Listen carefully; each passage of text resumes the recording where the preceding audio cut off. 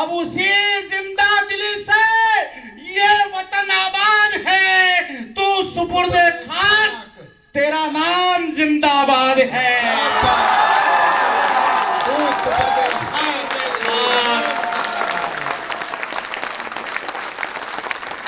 सूरमा की शेरनी माँ क्या गजब ही कर गई, क्या गजब ही कर गई। पीठ पर भी घाव है क्या पूछती ही रह गई।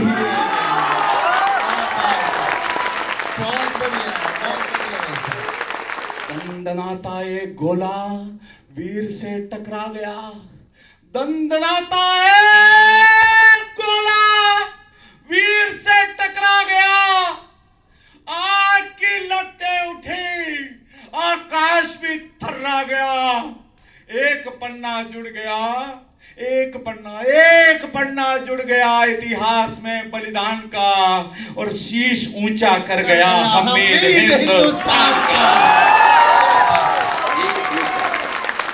बहुत सुंदर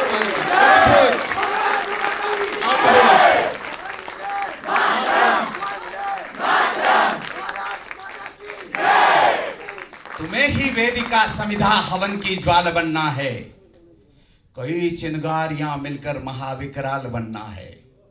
कवच धारण करो वीरो, कवच धारण करो वीरो, वतन की ढाल बनना है। तुम्हें दुश्मन दरिंदों का विघाती काल बनना है। अनंत का सम्यक सफर अविराम बनना है। यहां से वहां तक का सफर करना है। अनंत का सम्यक सफर अविराम बनना है। बनारस की सुबह पावन अवध की शाम बनना है। समर्पण साधना मंगल भुवन निष्काम बनना है। अरे ओ राम के भक्तों, तुम्हें ही राम बनना है।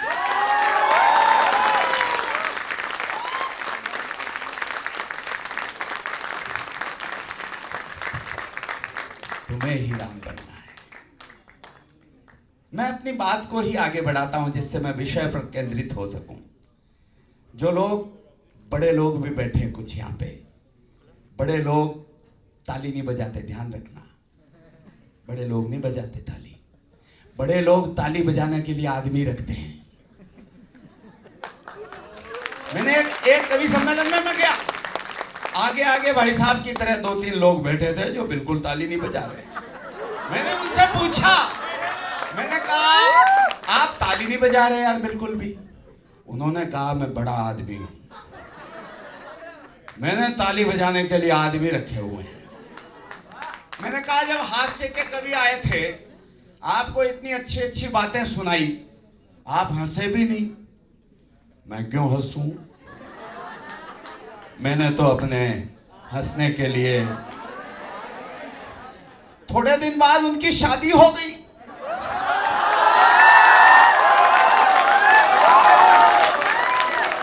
भाई साहब मिल गए मेरे को। मैंने कहा अकेले कहां घूम रहे हो? मैंने कहा कि भाई साहब अकेले कहां घूम रहे हो? बोले हनीमून पर आया हूं। मैंने कहा अकेले? तो बोले मैंने आदमी रखे हुए।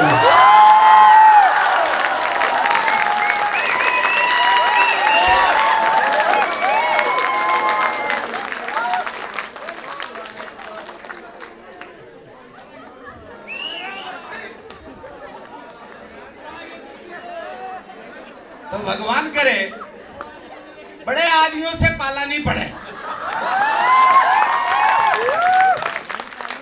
इसलिए पूरा आनंद लेना। आप तो स्कूल से साथ में हैं प्रदीप जी के, आपके आनंद में कोई कमी नहीं आनी चाहिए। ठीक है, मैं अपनी बात को वही जारी रखता हूं। मैं भारत का सोया स्वाभिमान जगाने निकला हूं। यार थोड़ा हल्का फुल्का इसलिए कि मुझे लगा वो कविता बहुत भारी पड़ गई थी। भारी इसलिए पड़ गई कि आप खड़े हो के तालियां बजा रहे, मुझे कौन सुनेगा यार, मैं दूर से आया हूं यार। आपको सुनने के लिए आए। मेरी दुकान खोलने के लिए मैंने इस दुकान पे ताला लगाया पहले।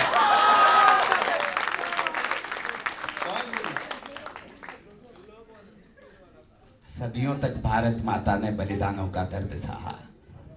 यार अपने भीतर के हिंदुस्तान को जिंदा करना। आज हम हैं यह इस बात का प्रमाण है कि हमारे पूर्वजों ने उन आक्रांताओं से युद्ध किया था और जीते थे। यह इस बात का प्रमाण है, वरना हम नहीं होते यार। बहुत बुरा कालखंड था वो, बहुत बुरा कालखंड था। सदियों तक भारत माता ने बलिदानों का दर्द सहा। क्रांति युद्ध के कालखंड। थोड़ी आवाज बढ़ा दो भैया, 4-5 जने वहां क्या कर रहे हैं यार, छोड़ दो। और थोड़ी सी आवाज बढ़ा के फिर थोड़ा दूर हट जाओ, आपस में बात मत करो बेटा। थोड़ी सी आवाज बढ़ा दोगे इसकी, कर दो जरा, सुनिएगा। और ये रिकॉर्डिंग वगैरह सब बंद कर दो, कोई मतलब नहीं है। ये सब आपको मिलेगा, ये सब आपको YouTube पे मिल जाएगा, कोई नई बात नहीं है। केवल आप नए हो और आपके लिए मैं नया हूं, और कुछ नहीं है। सुनिए सुनिए। और मोबाइल की रिकॉर्डिंग करने से क्या दिक्कत आती है मैं एक और बता देता हूं। हम वर्तमान में नहीं रह पाते यार, और मुझे क्या नुकसान होता, व्यक्तिगत नुकसान। आपका एक हाथ इसमें बिजी हो गया, एक हाथ से तो काम ताली का हो नहीं पाएगा। मुझे एक ताली का भी नुकसान हो गया तो घर तक मेरे को चिंता रहेगी यार, एक ताली कम बजी थी। इसलिए अपन वर्तमान में रहेंगे यार, ठीक है। सदियों तक भारत माता ने बलिदानों का दर्द सहा। क्रांति युद्ध के कालखंड में फिर बेटों का रक्त बहा। आजादी तो मिली हमें पर लाशों के अंबारों पर। आजादी तो मिली हमें पर लाशों के अंबारों पर। भारत माता झुलस गई पर अडिग रही अंगारों पर। क्या बात, बहुत सुंदर, बहुत सुंदर। आजादी के अमृत घट में उसे हलाहल पीना था। आजादी के अमृत घट में उसे हलाहल पीना था। दोनों हाथ कटे माता के छलनी छलनी सीना था। क्या बात है, बहुत सुंदर भाई साहब, बहुत सुंदर, बहुत सुंदर, बहुत दो सुंदर। पंक्तियां केवल आपके लिए पढ़ता हूं, आप नहीं होते तो ये 2 पंक्तियां नहीं पढ़ता। कई जगह वो 2 पंक्तियां जो अभी बोलने जा रहा हूं नहीं पढ़ता हूं, क्योंकि मुझे लगता है ये 2 पंक्तियां सुनने के अधिकारी लोग नहीं है। लेकिन यहाँ गुरु गोविंद सिंह की परंपरा के लोग बैठे हैं, उधर मेरे भैया बैठे हैं, इधर मेरे भैया बैठे हैं। स्वागत है साहब। तब निवेदन करना चाहता हूं, आज पंजाब भटक रहा होगा, ये पीढ़ी है जो इस पंजाब को संभाल के दिखाएगी। बहुत सुंदर, बहुत सुंदर भाई साहब। मैं ये 2 पंक्तियां आपके लिए खास पढ़ता हूं, और केवल मुझे समझदार लोग बताना कि हम समझ गए। निवेदन करता हूं, स्वागत। जो भारत के बंटवारे पर थे बिल्कुल तैयार नहीं, जो भारत के बंटवारे पर थे बिल्कुल तैयार नहीं, वही अहिंसक निकले कातिल, असली जिम्मेदार कहीं। क्या बात है, क्या बात है, क्या बात है। बहुत बहुत बड़ी बात है। बहुत कम लोग हैं जो समझ नहीं पाए, या तो बहुत- भाषा बहुत के बड़ी कारण बात नहीं है। समझ पाए। आप लोग शायद दक्षिण भारत से है ना, कहाँ से हैं सर? तमिलनाडु से। मैं भी तमिलनाडु गया था। हम अभी राम वनगमन पथ यात्रा करके आए, कविता की, राम की कविता सुनाते हुए आए। कहाँ से आए? अशोक वाटिका, श्रीलंका से आरंभ की हमने यात्रा, और हम रामेश्वरम गए शिवरात्रि पर, और रामनवमी पर अयोध्या पहुंचे। 546 स्थान पर हमने, जहां भगवान राम ने 14 वर्ष के वनवास काल गुजारा था, उन तीर्थों पर हमने मस्तक झुकाया है, और अभी पूरा करके आए रामनवमी के लिए यात्रा।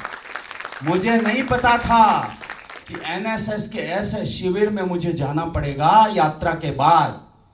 ये तो अभी तय हुआ है, लेकिन शायद भगवान को पता था। इसलिए आपके पास आने से पहले, आपके सामने खड़ा होने जैसा बनाने के लिए मुझे भगवान ने यह मौका दिया कि मैं उस 246 तीर्थों पर अपना माथा टेक कर आपके समक्ष आकर खड़ा हो जाऊं। क्या बात है।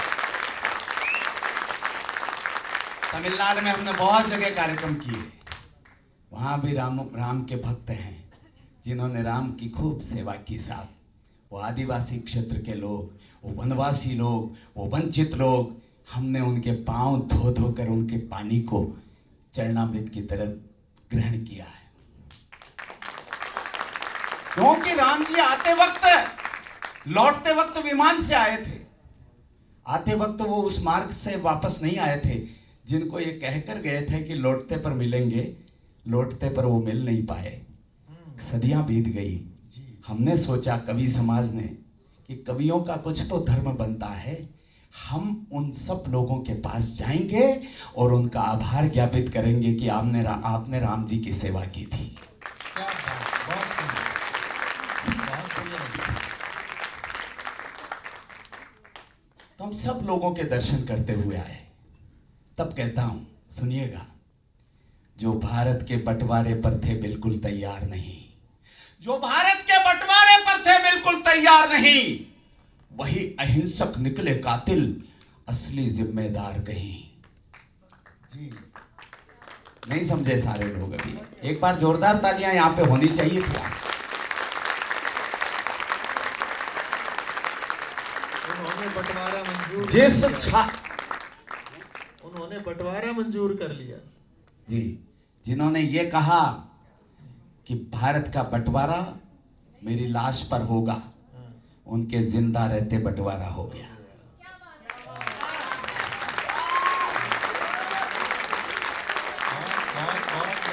बहुत बड़ी बात। जिस छाती से लिपट चिपट कर, यार पीछे तक एक एक चैतन्य व्यक्ति यहां पर विराजमान है। यार मुझे 130 करोड़ से कोई लेना देना नहीं। ये अगर सदन सोच ले कि हमें हिंदुस्तान बनाना है तो ये एनएसएस के कैंप के ये योद्धा बहुत हैं यार। अगले 50 साल का हिंदुस्तान तो ये बनाएंगे। बहुत बढ़िया, बहुत सुंदर, बहुत सुंदर, बहुत सुंदर।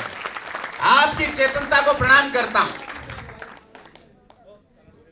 जो भारत के बंटवारे पर थे बिल्कुल तैयार नहीं, वही अहिंसक निकले कातिल, असली जिम्मेदार कहीं। जिस छाती से लिपट चिपट कर भारत मां का क्षीर पिया, हिंदू मुस्लिम बनकर हमने उस छाती को चीर दिया। क्या बात है, क्या बहुत बहुत बहुत बहुत बड़ी बात कह दी है, बहुत बड़ी बात कह दी है, बहुत बहुत बड़ी बात है, बहुत सुंदर, बहुत सुंदर, बहुत सुंदर। सोनिया, मैं सच बता रहा हूं। फिर से पढ़िए भाई साहब। इस पंक्ति पर आज तक मैंने इस पंक्ति का पाठ लगभग 150 मंच पर किया होगा। 150 मंचों पर मैंने इस कविता को सुनाया और इस पंक्ति का पाठ किया होगा। किसी 150 मंच में से आज तक ऐसा क्षण नहीं आया जैसा आज के इस सदन में आया। भाई साहब पुनः पढ़िए, एक बार फिर पढ़िए, ये पंक्तियां फिर से पढ़िए। जो भारत के बंटवारे पर थे बिल्कुल तैयार नहीं, वही अहिंसक निकले कातिल, असली जिम्मेदार कहीं। भारत जिस छाती से लिपट चिपट कर भारत मां का क्षीर पिया, जिस छाती से लिपट चिपट कर भारत मां का क्षीर पिया, हिंदू मुस्लिम बनकर हमने उस छाती को चीर दिया। बहुत बड़ी बात भाई साहब, बहुत सुंदर, बहुत ही सुंदर, बहुत सुंदर। विषय तो इस पंक्ति में बहुत लंबा छुपा हुआ है। केवल इस पंक्ति पर मैं आपसे 3 घंटे मुखातिब हो सकता हूं, 3 घंटे। क्योंकि जिन लोगों ने बंटवारा चाहा था वो तो आज भी हिंदुस्तान में है और वो आज भी देश विरोधी गतिविधियां करते रहते हैं, आज भी करते रहते हैं। जिन्होंने बंटवारा नहीं चाहा वो पाकिस्तान चले गए, वो पाकिस्तान चले गए। और जहां से आतंकवादी गतिविधियां होती हैं वो पीओके, जो भारत की धरती है, जो हमारे कश्मीर की धरती है, उसका 54%। आदित्य कहां है? आप मेरे को लेने आए थे, आदित्य है कि नहीं? ग्रेट, आगे आओ बेटा, यहां पे आओ, मैं तुम्हें बताता हूं, आ जाओ। हमारे कश्मीर का 54% हिस्सा विदेशियों के कब्जे में है। ये भारत का नक्शा हमको बताया जाता नहीं, हमारा नक्शा नहीं है। आप सब इंटेलिजेंट लोग हैं, खोल के देखना, ये हमारा नक्शा नहीं है, बेवकूफ बनाया जाता हमको। 54% हिस्से पर विदेशियों का अधिकार है और आजाद भारतवर्ष में 2 बार दोनों सदनों में, राज्यसभा और लोकसभा दोनों सदनों में सर्वसम्मत प्रस्ताव है। एक एक व्यक्ति ने समर्थन किया कि पीओके की जमीन भारत की है और हम हमारी जमीन वापस लेकर रहेंगे।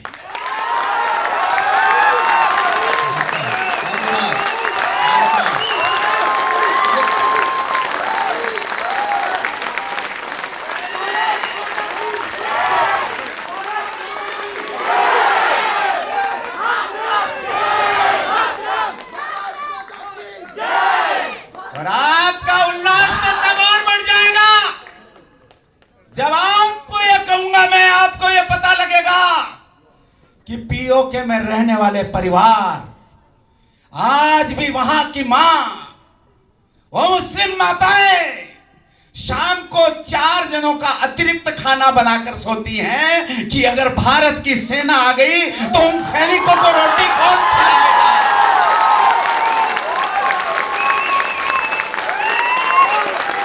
भाई साहब, आज भारत की युवा संसद ने भी सर्वसम्मत प्रस्ताव पास किया है।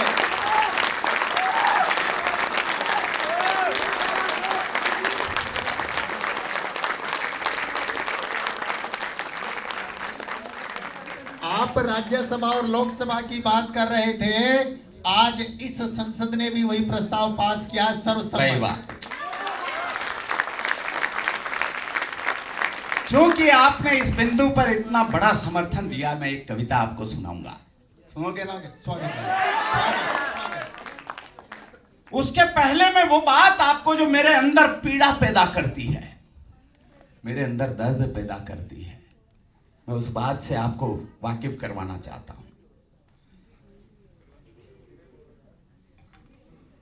आजादी के उत्सव में भी मातम गाने निकला हूं, आजादी के उत्सव में भी पीड़ा गाने निकला हूं, मैं भारत का सोया स्वाभिमान जगाने निकला हूं।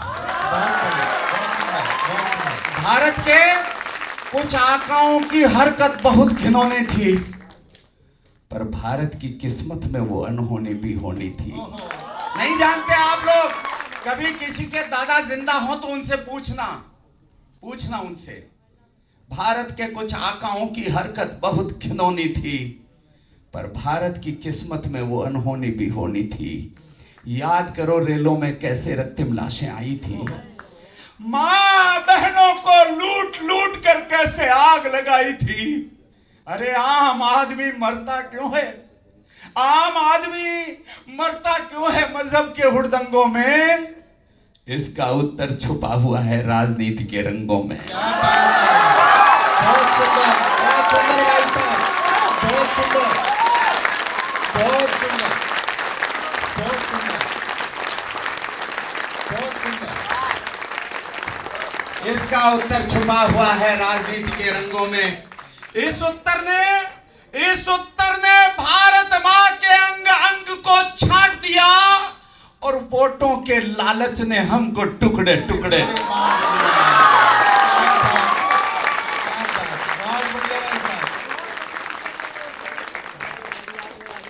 विश्व वंदिता वेद भूमि की व्यथा सुनाने निकला हूं, मैं भारत का सोया स्वाभिमान जगाने निकला। मैंने कहा था यहां पर गुरु गोविंद सिंह की परंपरा के लोग बैठे सदियों तक, आज याद करना यार उनको। अंगारों के पथ पर भी हम कभी मौत से डरे नहीं, और 100 घाव सहे सीने पर मरकर भी हम मरे नहीं। बारूदी चिनगारी क्या है, बारूदी चिनगारी क्या है? दावा नल से जले नहीं, दीवारों में चिने गए पर धर्म युद्ध से टले नहीं। दीवारों में चिने गए पर धर्म युद्ध से। कहाँ है पंजाब, कहाँ है यहाँ? बोलो गुरु गोविंद सिंह की, गुरु गोविंद सिंह जी की।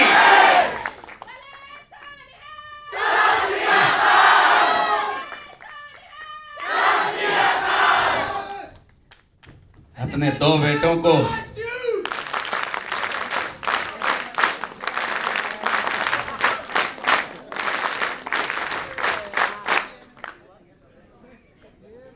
यार, मेरा एक काम खराब हो गया आज। मुझे मेरे घर बिना दिल के जाना पड़ेगा आज।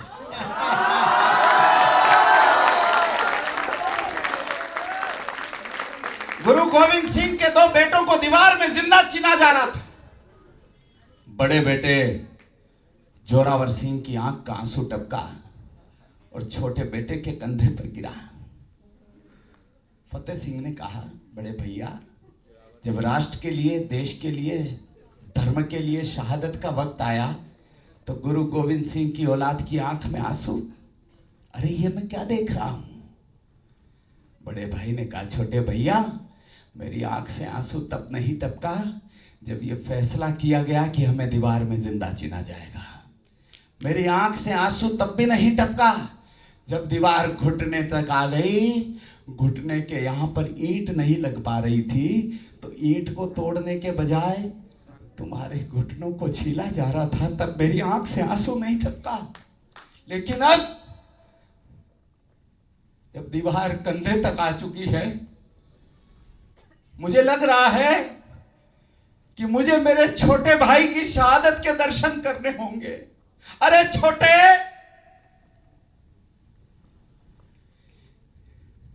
इस धरती पर पहला कदम मैंने रखा रे, पहली सांस मैंने ली थी। यह अधिकार तो मेरा बनता था कि तुम मेरी शहादत के दर्शन अपनी आंखों से कर लेते। क्या बात है भाई साहब, बहुत बढ़िया, बहुत बढ़िया, क्या बात है, क्या बात है। छोटे भाई का कद कम था तो पहले चिरती हुई दीवार छोटे भाई तक पहुंची। इस बात को देख के बड़े भाई की आंखों से आंसू गिरे। हम उस परंपरा के लोग हैं, इसलिए मुझे लगता है कुछ भी हुआ हो, अभी कुछ बिगड़ा नहीं है। अभी तो हमने इतिहास लिखा है, वो 5 अगस्त का दिन याद करना। कौन सा इतिहास लिखा है? याद दिला देता हूं।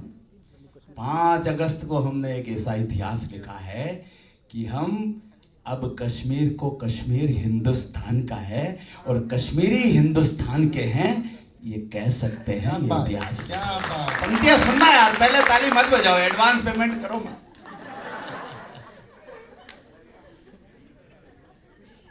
पंक्तियां क्या लिखी नहीं भाई साहब, आनंद आ रहा है, पूरा समय आपका।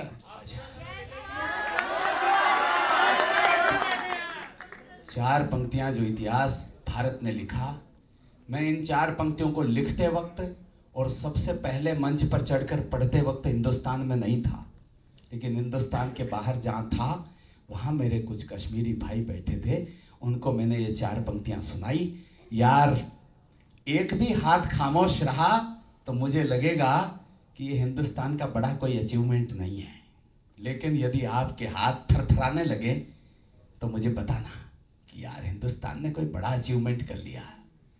अचीवमेंट तो उसी दिन हो गया था जिस दिन कश्मीर का विलय भारत में हुआ था, पटेल ने काम कर दिया था।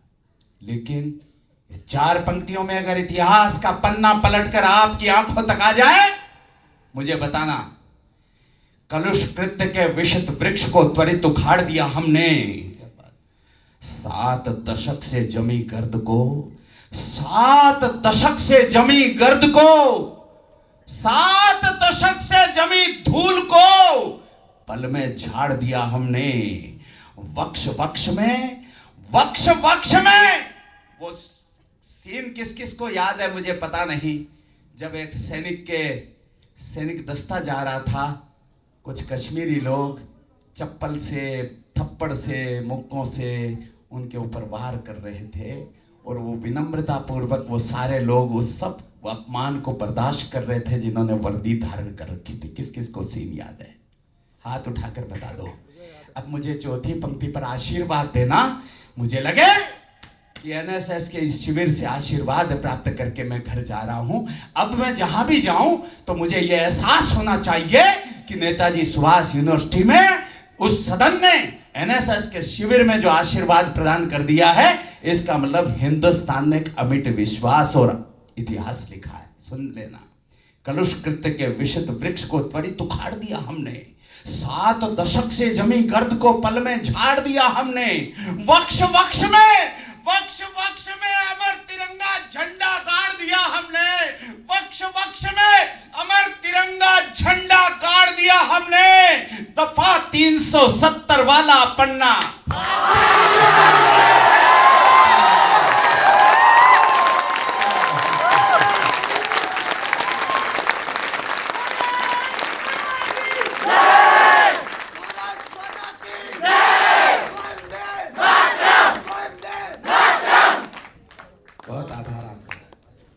मैं सच बताऊं क्या, जीवन में जब तक ये सांस चलेगी ना, मैं आज का ये दिन भूलूंगा नहीं। बहुत बढ़िया, बहुत बढ़िया। शीश वतन का खतरे में, मैं युद्ध का समर्थक नहीं हूं यार। युद्ध में खोना ही खोना है, प्राप्ति कुछ नहीं होती। मैं क्रोध का भी समर्थक नहीं हूं, लेकिन उसके बावजूद मैं पंक्तियां पढ़ रहा हूं। कृष्ण भी समर्थक नहीं थे, महाभारत हुई ना।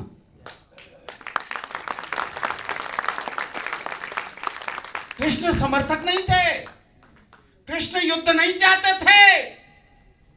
राम भी लंका में युद्ध के समर्थक नहीं थे। उन्होंने अंगद को भेजा था कि जाओ बातचीत से मसले को सुलझा लो, लेकिन हो नहीं पाया। मैं भी समर्थक नहीं हूं, मैं भी नहीं चाहता कि नरसंहार हो, नुकसान हो, युद्ध हो, लेकिन यार पंक्तियां पढ़नी पड़ती है। शीश वतन का खतरे में, हम इससे भी अनजान नहीं। गीदड़ या बकरों से डरती शेरों की संतान नहीं। तुलसी ने लिख डाला, तुलसी ने लिख डाला, भय बिन प्रीत नहीं हो सकती है। तुलसी ने लिख डाला, भय बिन प्रीत नहीं हो सकती है, और युद्ध घोष के बिना हमारी जीत नहीं हो सकती है। युद्ध ठान कर सीमाओं पर कदम बढ़ाना ही होगा। क्यों युद्ध करना पड़ेगा? युद्ध ठान कर सीमाओं पर कदम बढ़ाना ही होगा। अरिमुंडों से चामुंडा का वक्ष सजाना ही होगा। जिस दिन भारत गीदड़ या बकरे की मुंडी काटेगा। बहुत समझाने की जरूरत नहीं है यार। मेरे गुरुदेव कहते हैं कि जब समझदार लोग बैठे हों तो समझाने की आवश्यकता नहीं, वो समझ लेते हैं, है ना। गीदड़ या बकरों से डरती शेरों की संतान नहीं। तुलसी ने लिख डाला, भय बिन प्रीत नहीं हो सकती है। युद्ध घोष के बिना हमारी जीत नहीं हो सकती है। युद्ध ठान कर सीमाओं पर कदम बढ़ाना ही होगा।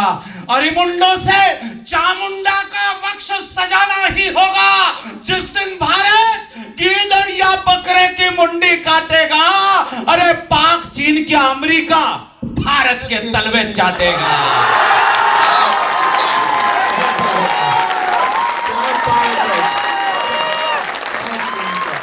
अमेरिका भारत के तलवे चाटेगा। क्या बात है भाई साहब,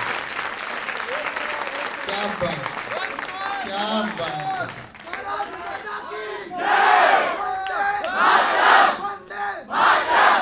जब भी वंशमोर होता है किसी भी मंच पे, और मैं वो पंक्ति दोबारा पढ़ता हूं, तो वापस उतना रिस्पॉन्स नहीं आता, लेकिन यहां आता है, मुझे पता है।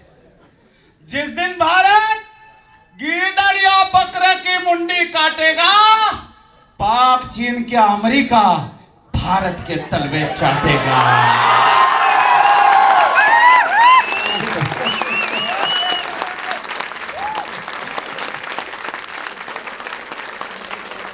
बहुत बढ़िया, बहुत सुंदर, बहुत सुंदर। आज मुझे कोई गम नहीं रहा यार। मैं देश की सेना में जाना चाहता था। मैंने जीवन में एक ही एग्जाम दिया सीडीएस का, और उसमें विफल हो गया। सच बता रहा हूं। आपको एक विषय पता है कि नहीं? कलाम देहरादून एकेडमी में इंटरव्यू देने के लिए गए थे, सेना में जाने के लिए, एपीजे अब्दुल कलाम। वहां पर वो विफल हो गए, इंटरव्यू में फेल हो गए। वो ऋषिकेश चले गए। ऋषिकेश रात्रि को 8:30 बजे नदी के किनारे घूम रहे थे। एक आश्रम के महात्मा उनने देखा कि एक युवक यहाँ पर नदी के किनारे घूम रहा है, गंगा के किनारे घूम रहा है। उन्होंने उससे पूछा, क्यों घूम रहे हो यहाँ पे? बच्चा था, आंसू आ गए कि महात्मा जी, मैं इंटरव्यू देने के लिए आया, सेना में भर्ती होने के लिए, लेकिन मेरी हाइट की वजह से और कुछ कारणों से मुझे वहाँ रिजेक्ट कर दिया गया। अब मैं सोचता हूँ कि मेरी जिंदगी का क्या मतलब है।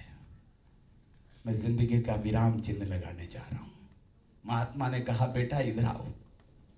उसके कंधे पर हाथ रखा और हाथ रख के कहा कि तुम्हारा जन्म सेना में भर्ती होने के लिए नहीं हुआ, सेना की मिसाइलें बनाने के लिए हुआ। क्या बात है, क्या बात है।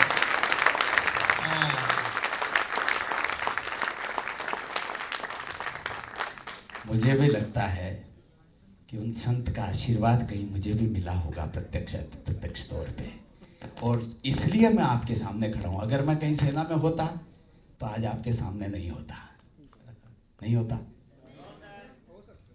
तब पंक्तियां पढ़ता हूं कि फिर से निर्मल कर सकते हो तुम गंगा के धारों को। अभी कुछ नहीं बिगड़ा है, हिंदुस्तान का अभी भी कुछ नहीं बिगड़ा है।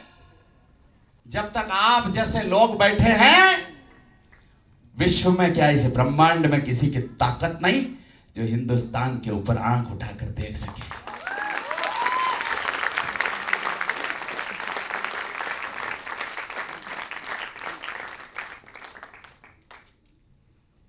वियतनाम के राष्ट्राध्यक्ष हिंदुस्तान आए जब गृह मंत्री थे राजनाथ सिंह जी। उन्होंने यहां पर अकबर रोड देखा, महात्मा गांधी की समाधि के दर्शन किए। तब राजनाथ सिंह जी से पूछा कि यहां महाराणा प्रताप का स्मारक कहां है? दिल्ली में महाराणा प्रताप का कोई स्मारक नहीं है। राजनाथ सिंह जी ने कहा, साहब यहां तो स्मारक नहीं है, महाराणा प्रताप के स्मारक के दर्शन करने के लिए तो मेवाड़ जाना पड़ेगा। वियतनाम के राष्ट्रपति ने महाराणा प्रताप के दर्शन करने की इच्छा जताई।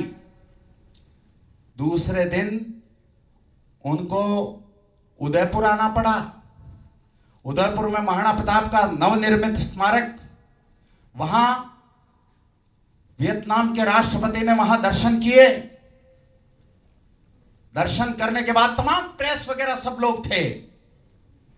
दर्शन करने के बाद जैसा अपन माता पिता के चरणों में अष्टांग प्रणाम करते हैं, किसी मंदिर में अष्टांग प्रणाम करते हैं, वैसे वियतनाम के राष्ट्राध्यक्ष महाराणा प्रताप की मूर्ति के समक्ष अष्टांग प्रणाम कर रहे थे।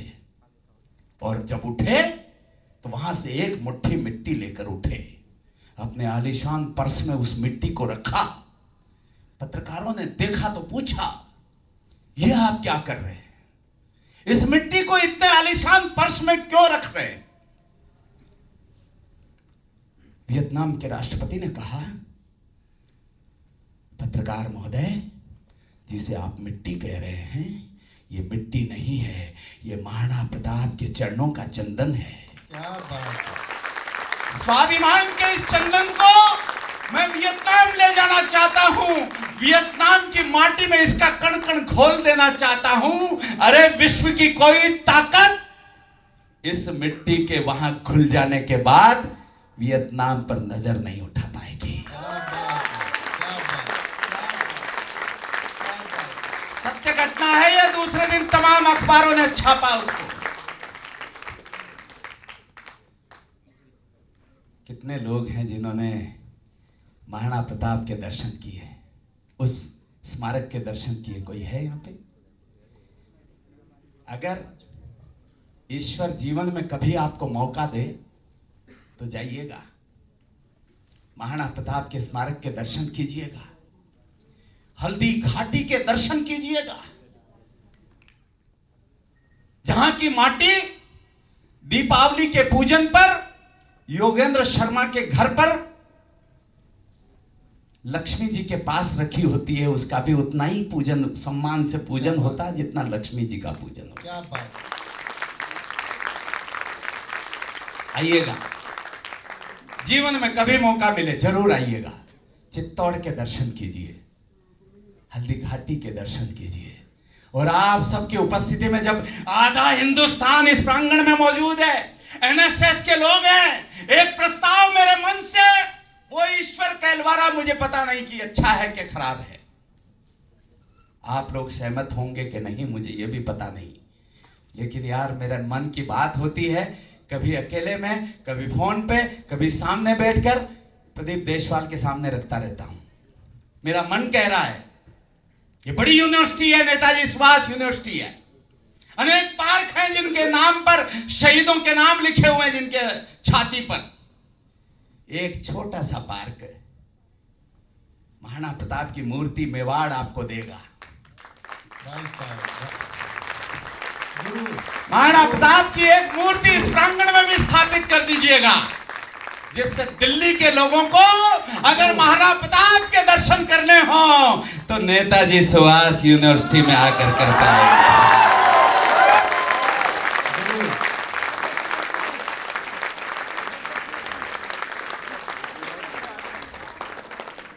आपकी भावनाओं का सम्मान करेंगे भाई साहब। और तब बड़े हौसले के साथ पंक्तियां पढ़ता हूं। फिर से निर्मल कर सकते हो तुम गंगा की धारों को, फिर दावानल कर सकते हो दहक रहे अंगारों को। दावानल अग्नि का ज्वलंत रूप, अग्नि का प्रचंड रूप दावानल कहलाता है। फिर दावानल कर सकते हो दहक रहे अंगारों को, फिर हुंकार बना सकते हो इनकलाब के नारों को, तो मुट्ठी में कर सकते हो सूरज चांद सितारों को। क्या बात है, क्या बात है। तुम चाहो तो कतरा कतरा रत्नाकर हो सकता है। रत्नाकर कहते हैं समुद्र को। तुम चाहो तो कतरा कतरा रत्नाकर हो सकता है। तुम चाहो तो कंकर कंकर शिव शंकर हो सकता है। रोक कर रखना तालियां, अब तालियों को रोक कर रखना। मैं दो पंक्तियां और पढ़ रहा हूं और उन दो पंक्तियों पर चेतना के दर्शन करना चाहता हूं। तुम चाहो तो कतरा कतरा रत्नाकर हो सकता है। तुम चाहो तो कंकर कंकर शिव शंकर हो सकता है। तुम चाहो तो राम राज्य का दौर शुरू हो सकता है। और तुम चाहो तो भारत फिर से विश्व गुरु हो सकता है।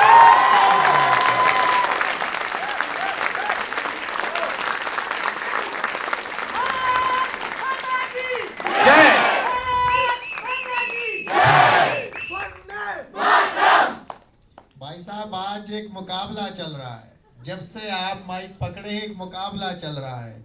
आप यहाँ से ज्यादा अच्छा पढ़ रहे हैं या वहां ज्यादा अच्छा सुना जा रहा है, तो फैसला करना मुश्किल है। मैं बिना किसी जजमेंट के सार्वजनिक तौर पर अपनी हार को स्वीकार करता हूं। मैं इतना अच्छा पढ़ना नहीं जानता, मैं तो आप जैसा एक श्रोता हूं। मुझे बोलने के लिए इन्होंने खड़ा कर दिया है। मैं एक कवि सम्मेलन में कविता सुना रहा था, बहुत अच्छी कोशिश की मैंने, खूब कोशिश की। आप जैसे लोग नहीं थे यार, कोई ऐसा ही मंच था। एक भी ताली नहीं बजी। हाँ, एक भी ताली नहीं बजी। एक कविता ठोकी, दूसरी ठोकी, तीसरी ठोकी, कोई एक भी ताली नहीं बजी। दूर कोने में से हैं? बड़े लोग थे क्या? लेकिन सुनो, कोने में से आवाज आई यूं, अरे मैंने कहा सबसे अच्छा बुद्धिमान श्रोता तो वहां बैठा है। मैंने कहा भाई साहब आप आगे आओ, आप ठेठ पीछे क्यों, आप तो सबसे अच्छे श्रोता हो। बोले तू तो बोलता जा, मैं तो तम्बाकू बना रहा हूं।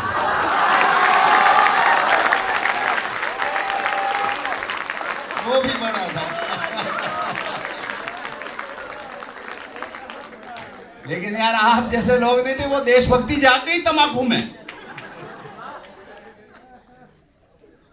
युवा शक्ति के अंतस बल का भान कराने निकला हूं।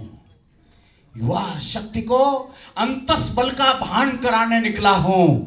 मैं भारत का सोया स्वाभिमान जगाने निकला हूं। कौन है ये लोग जो मेरे सामने बैठे हैं? आप पढ़िए भाई साहब, मेरा आपसे आग्रह है कि अब्दुल हमीद जरूर पढ़े। नहीं, अभी ट्रेन नहीं निकलेगी, और अब्दुल हमीद सुनना चाहेंगे आपसे। यह ट्रेन तो मेरे को लेनी पड़ेगी, कल फिर एक विश्वविद्यालय में मुझे 10:30 बजे पहुंचना है। नहीं, अभी समय है भाई साहब, अब्दुल हमीद पढ़े, समय है।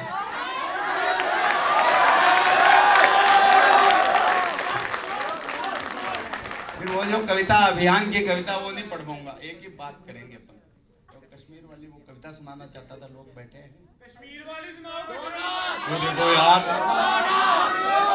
अच्छा सुनो, ऐसा कर लेते हैं, अब्दुल हमीद वाली अगली बार सुनाएंगे, ऐसा तो कर ही सकते हैं। ऐसा भाई साहब, देखिए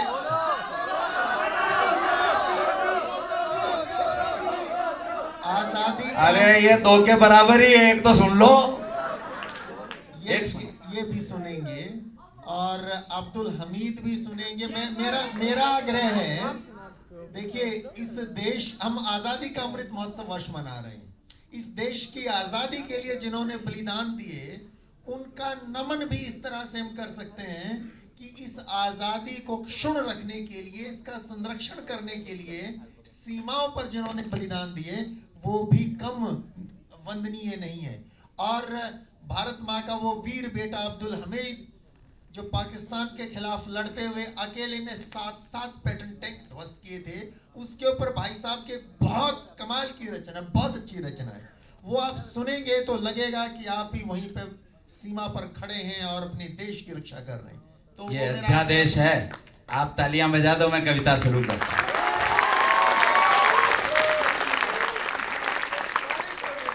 21 परमवीर चक्र आज तक देश में हुए। आज तक हिंदुस्तान ने सेना का सर्वोच्च पुरस्कार, सेना का सर्वोच्च तमगा 21 लोगों को दिया। 21 में से 14 को मरणोपरांत मिला और 7 को जिंदा मिला। 7 में से 3 लोग अभी जिंदा हैं। उनमें से एक परमवीर चक्र विजेता जम्मू में रहते हैं, सूबेदार बाना सिंह, परमवीर सूबेदार बाना सिंह। 2 लोग राइफलमैन संजय कुमार, जो देहरादून में अपॉइंटेड है, अभी वहाँ काम कर रहे हैं एकेडमी में, और एक अभी सेवानिवृत्त हुए परमवीर योगेंद्र सिंह यादव।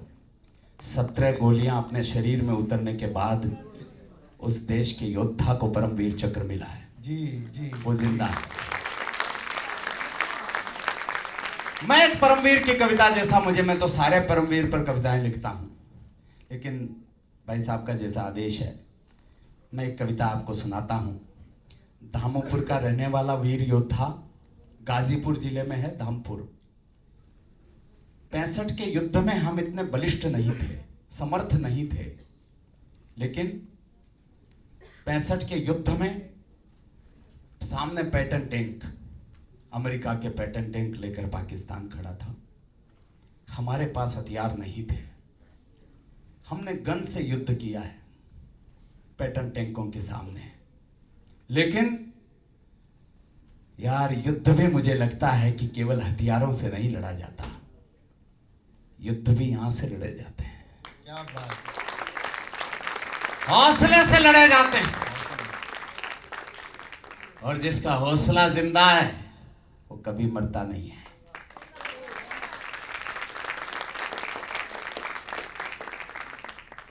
हिंद की जय शोर चारों ओर था, घन विभेदी गर्जना का दौर भी घनघोर था। क्या गजब दीवानगी थी, क्या गजब उन्माद था, क्या गजब दीवानगी थी, क्या गजब उन्माद था।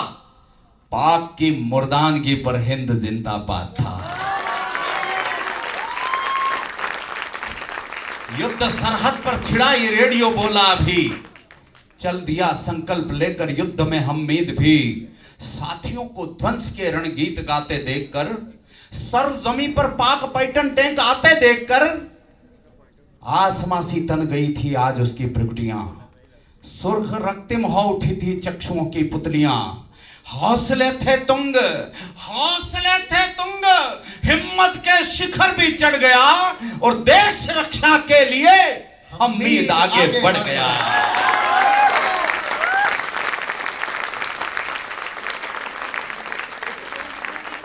वो चला द्रुत वेग से हरी छातियों को चीरता, झुक गया अंबर पगों में, देख उसकी वीरता।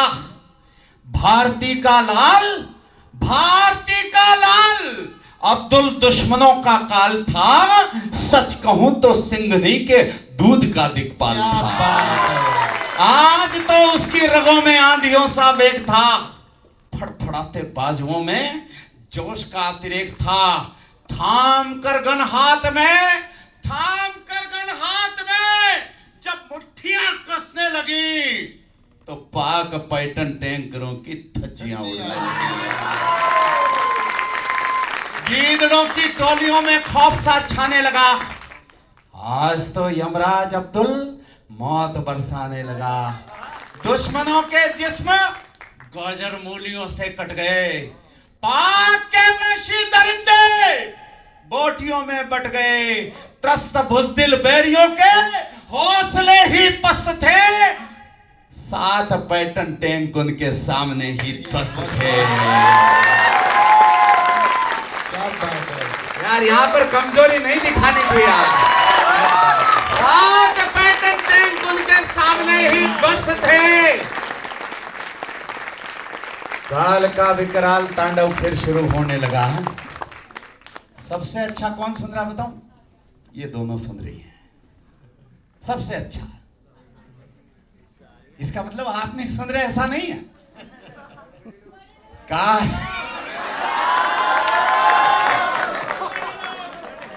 काल का विकराल तांडव फिर शुरू होने लगा।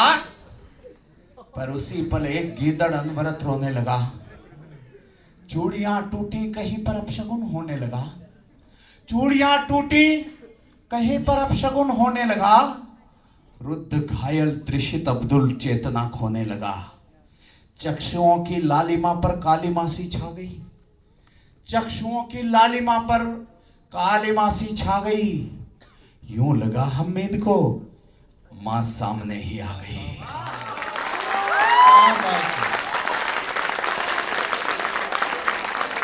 बहुत सुंदर भाई साहब, बहुत सुंदर।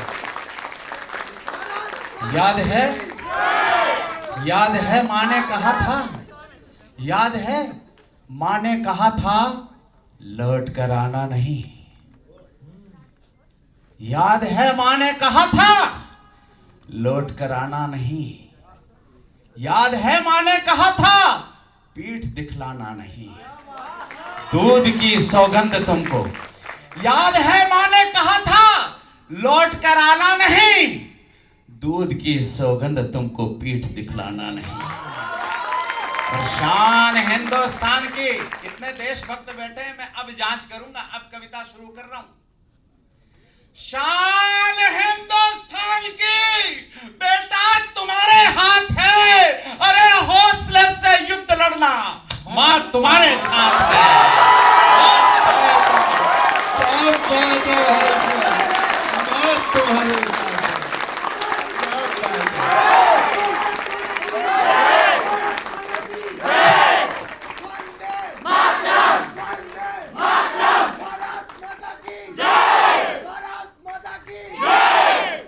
एक साथी ने सुझाया जीप को मोड़े अभी। माताएं होती कैसी है बताऊंगा। एक साथी ने सुझाया जीप को मोड़े अभी। वक्त की आवाज सुनकर मोर्चा छोड़े अभी। वीर बोला मर मिटूंगा मैं वतन की शान पर। आंच भी आने न दूंगा भारती के मान पर। मौत ही तो, अरे मौत ही तो जिंदगी का आखिरी अंजाम है। पीठ दिखलाना समर में कायरों का काम है। पीठ दिखलाना समर में कायरों का काम है। अस्मिता के प्रश्न पर तो प्राण भी लवलेश है। मातृभूमा भारती का कर्ज मुझ पर शेष है। आज वेला आ गई निज प्राण के बलिदान की। रक्त से रोशन करो रणज्योति हिंदुस्तान की। ये दुआ मांगी खुदा से। धीर था रणधीर में ये दुआ मांगी खुदा से, धीर था रणधीर में, हाथियों सा बल समाहित हो गया फिर वीर में। शेर सी हुंकार करके वो हिमालय बन गया, शेर सी हुंकार करके वो हिमालय बन गया, और दुश्मनों का काल फिर से मोर्चे पर। क्या बात है, क्या बात है। दुश्मनों का काल फिर से मोर्चे पर थम गया।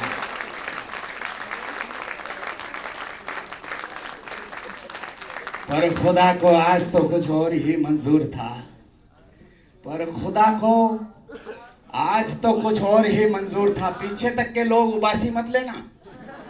हाँ, पर खुदा को बिटिया, बिटिया सैल्यूट है। हाँ, जो दूसरे नंबर पे, हाँ बिटिया, हाँ हाँ सैल्यूट तुमको। हाँ अब बेटा दोनों दोनों दोनों को कह रहा हूँ, दोनों को कह रहा हूँ, दोनों को कह रहा हूँ। पर खुदा को आज तो कुछ और ही मंजूर था। आज शायद काल के वश काल भी देखो, मैं जब देशभक्ति की बात करता हूं ना, मैं मुझ में नहीं होता हूं यार। और एक बहुत बड़े शहीद की बात कर रहा हूं मैं।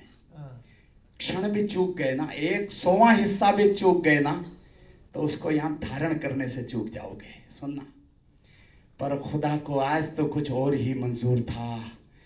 आज शायद काल के वश काल भी मजबूर था। दंदनाता एक गोला वीर से टकरा गया, दंदनाता एक गोला वीर से टकरा गया। आग की लपटें उठी, आकाश भी थर्रा गया। एक पन्ना जुड़ गया, एक पन्ना जुड़ गया इतिहास में बलिदान का, और शीश ऊंचा कर गया हमें हिंदुस्तान का। बहुत सुंदर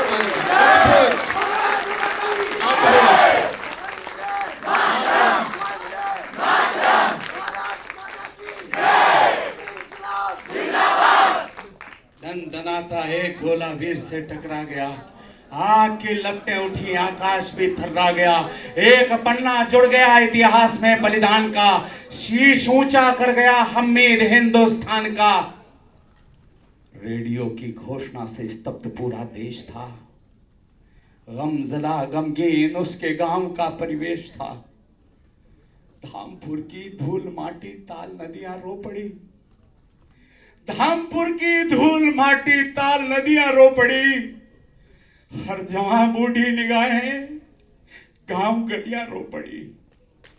वो पिता का प्यार बोला, वो पिता का प्यार बोला,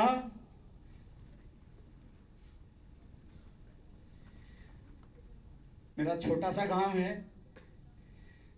सरहद पर जब कोई मेरे गांव का योद्धा होता था ना, हर घर में रेडियो ट्रांजिस्टर नहीं होता था साहब उस समय। किसी मंदिर मस्जिद की मुंडेर पर एक ट्रांजिस्टर रख दिया जाता था। पक्षी भाषण की आवाज को सुनने के लिए पूरा गांव एक जगह होता था। ये पता लगाना था कि आज हिंदुस्तान के युद्ध में हमारे बेटे ने क्या किया है। खबर आती है, रेडियो पर खबर आती है कि आज अब्दुल हमीद शहीद हो गए।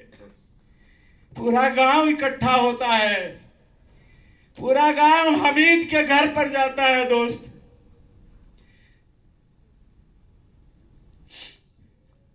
दरवाजा खुलता है,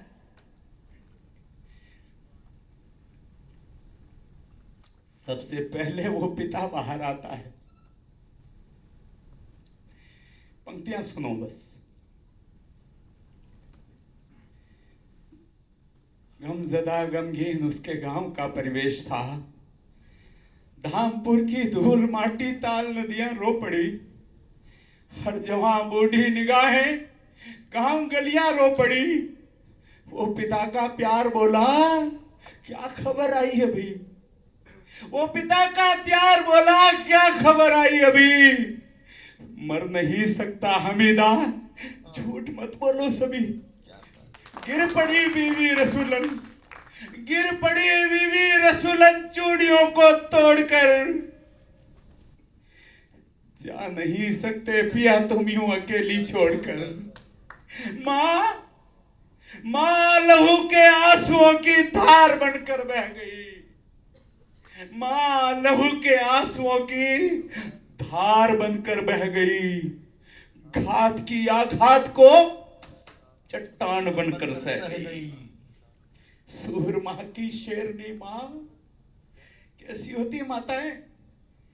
इन शहीदों को, वीरों को पैदा करने वाली माताएं होती कैसी हैं? ये चित्र लगा है। भगत सिंह की मां जेल में उनसे मिलने आ गई।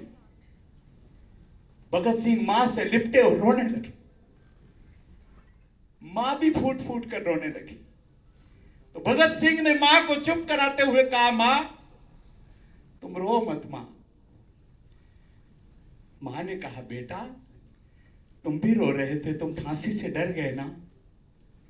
भगत सिंह ने कहा, मां मैं फांसी से नहीं डरता मां, मैं शहादत से नहीं डरता मां, लेकिन मेरी शहादत के बाद अगर तुम रोने लगी, देश कहेगा कि भगत सिंह एक कमजोर मां का बेटा था। तुम आंसू मत बहाना मां।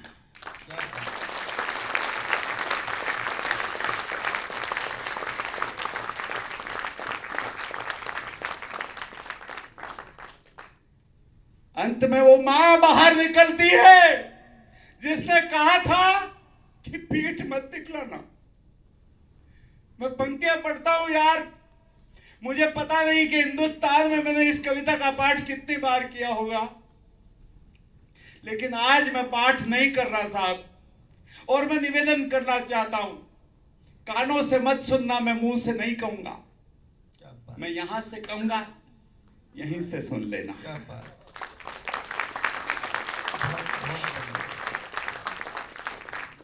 वो पिता का प्यार बोला, क्या खबर आई अभी, मर नहीं सकता हमीदा, झूठ मत बोलो सभी, गिर पड़ी बीवी रसूलन चूड़ियों को तोड़कर, जा नहीं सकते पिया तुम यूं अकेली छोड़कर।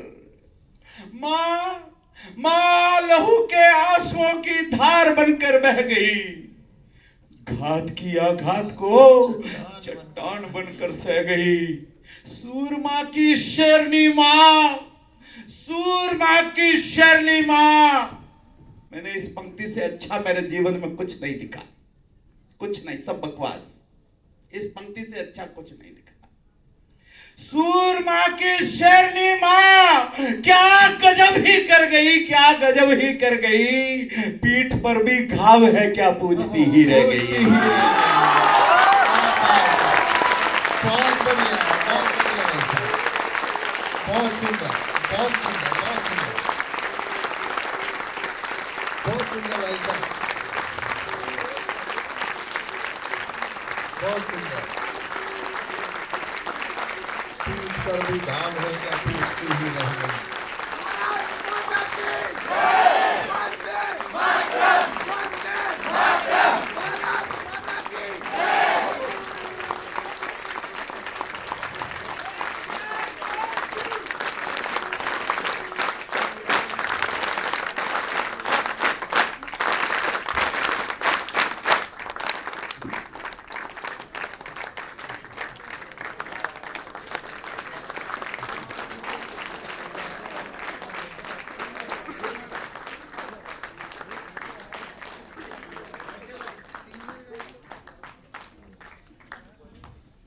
कोख तेरी धन्य है, मानूर चाचा ने कहा।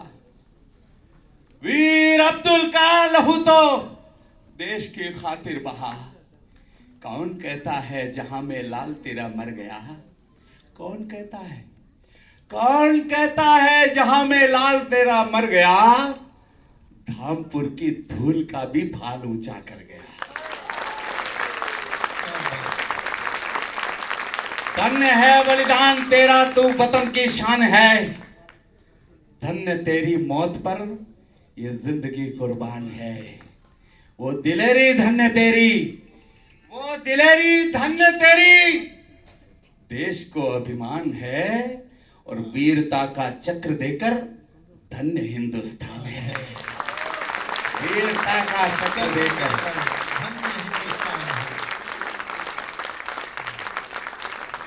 बहुत सारे हाथ खामोश थे यार, वीरता का चक्र देकर धन्य हिंदुस्तान है। 4 पंक्तियां मैं केवल आपकी श्रद्धा के लिए पढ़ रहा हूं।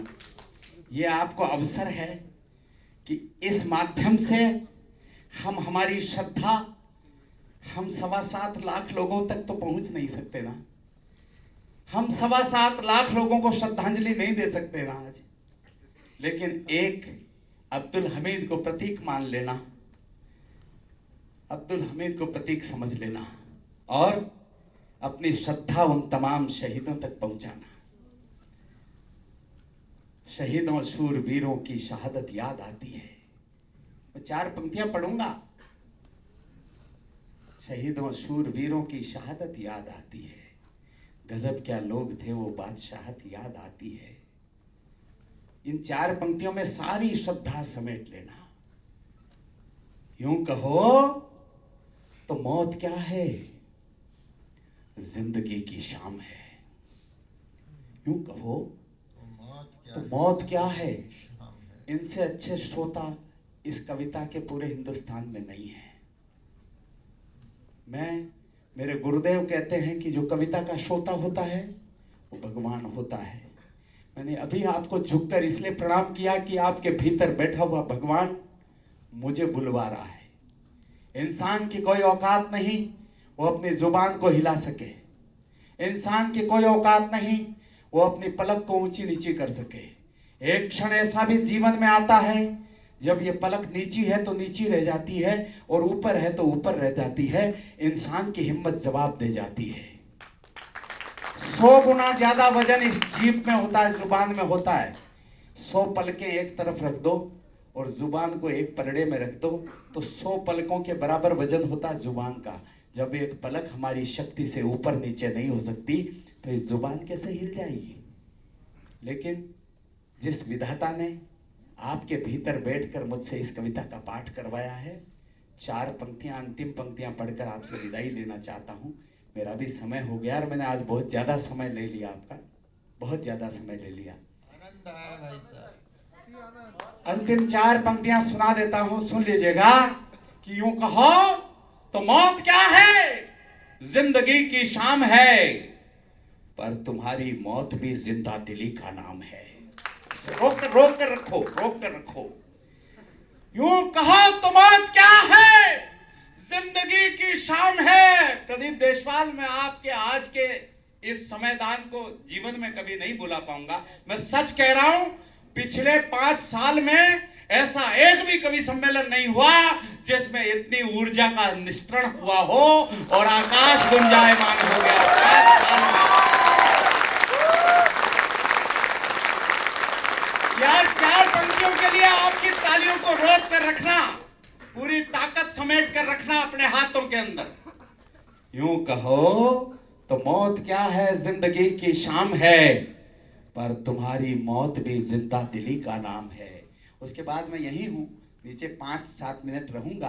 अपन सब आपस में फोटोग्राफी करवाएंगे, जो करना हो जो करेंगे। मगर यार सुनो, ये 4 पंक्तियों में मुझे ऐसा उल्लास दे देना कि भर जाऊं, थकान उतर जाए मेरी।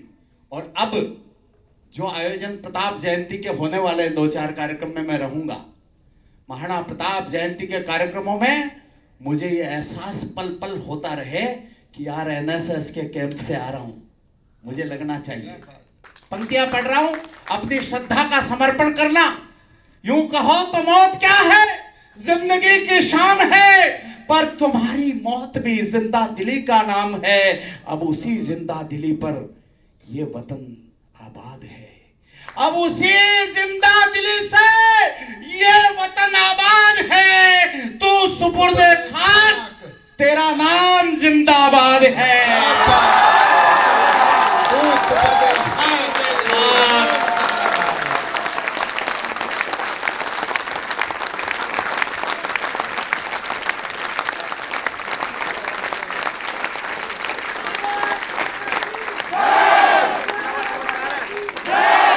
मुझको बुझाने के लिए है, मुझको बुझाने के लिए है आंधियां घनघोर पर, आंधियों में भी सदा जलता रहूंगा।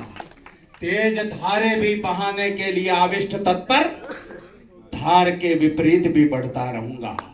हैं करोड़ों सूर्य लेकिन फैसला मेरा निरंतर। हैं करोड़ों सूर्य, खड़े रहना। हैं करोड़ों सूर्य लेकिन फैसला मेरा निरंतर। दीप हूं मैं आपके लिए पढ़ रहा हूं। एक एक व्यक्ति के अंदर ये ऊर्जा है, एक एक के अंदर ये दीपक जला हुआ है। दीप हूं आलोक का संकल्प लेकर, मैं तमस्वी बस्तियों की छातियों पर पांव धरकर अंधकारों से सदा लड़ता रहूंगा।